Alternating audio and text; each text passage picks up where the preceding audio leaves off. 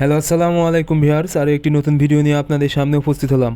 আজকের ভিডিওতে মূলত আমি আলোচনা করব, অনেক সময় দেখা যায় মুরগির খাবারের রুচি কমে যায় বা খাবার কম খায়। এর কারণ কি এবং খাবারের রুচি কমে গেলে খাবারের রুচি বৃদ্ধি করতে কী করণীয় বা কী ওষুধ ব্যবহার করব। আপনারা যারা মুরগি পালন করেন, অনেক সময় দেখা যায় হঠাৎ করে খাবারের রুচি কমে গেছে বা খাবার কম খাচ্ছে। সেক্ষেত্রে দেখা যায় খাবার যদি কম খায় বা খাবারের রুচি কমে গেলে যদি ডিম দেওয়া মুরগি হয়, সেক্ষেত্রে কিন্তু ডিমের প্রোডাকশান কিন্তু কমে যাবে এবং আপনারা কাঙ্ক্ষিত রেজাল্ট পাবেন না।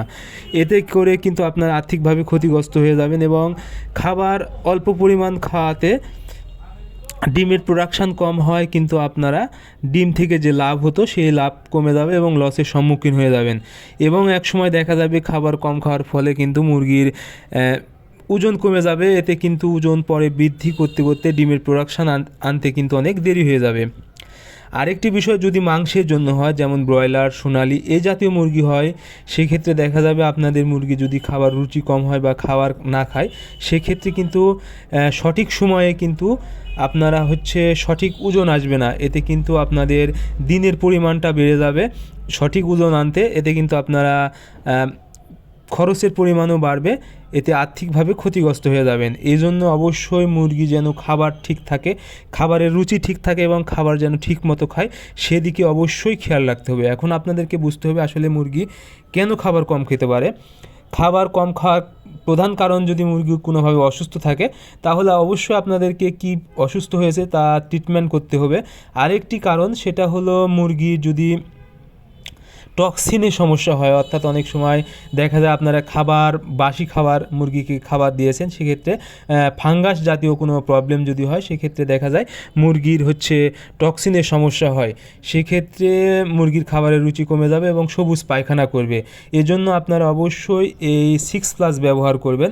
6+ যদি ব্যবহার করেন, তাহলে কিন্তু এটা 6+টা টক্সিন বাইন্ডার। আপনারা যে কোনো কোম্পানির টক্সিন বাইন্ডার 1 মিলি 1 লিটার পানিতে ব্যবহার করতে পারেন। 2+ আছে, পিটক্স আছে, যে কোনো কোম্পানির আপনারা 1 মিলি 1 লিটার পানিতে ব্যবহার করলে আশা করি আপনাদের মুরগির খাবারের রুচি বেড়ে যাবে। আর এমনিতে যদিও অনেক সময় দেখা যায় ঠান্ডা বা গরমের জন্য যদি বেড়ে যায়, সেক্ষেত্রে অবশ্যই আপনারা জিঙ্ক ব্যবহার করবেন। জিঙ্ক 2 মিলি 1 লিটার পানিতে একবেলার সাথে ক্যালসিয়াম ব্যবহার করতে পারেন। অনেক সময় ঠান্ডার কারণে যদি মুরগির রুচি কমে যায় বা কোনো কারণে ঠান্ডা বেশি হয়, সেক্ষেত্রে ক্যালসিয়াম ব্যবহার করলেও কিন্তু খাবারের রুচি বেড়ে যায় এবং ওজন বাড়াতে সহায়তা করে। আর এনজাইম, এটা আমি দেখাচ্ছি প্রোজাইম ভেট, এটা স্কোয়ার কোম্পানির। আপনারা যে কোনো কোম্পানির এনজাইম যদি 1 গ্রাম 1 লিটার পানিতে নিয়মিত ব্যবহার করতে পারেন, তাহলে কিন্তু খাবারের রুচি বেড়ে যাবে।